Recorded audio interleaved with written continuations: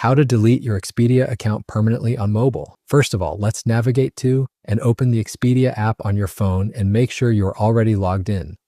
Once you're inside, from the bottom menu, you will find the account option. Tap on that. Make sure before deleting your account that your account balance is 0, and if you have planned a trip or made any bookings, they must be canceled.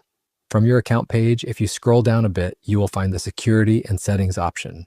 Tap on that to open it. On this page, you will find your account details and app settings. In the Account Management section, you will find more options, and at the very bottom, there is Delete Account.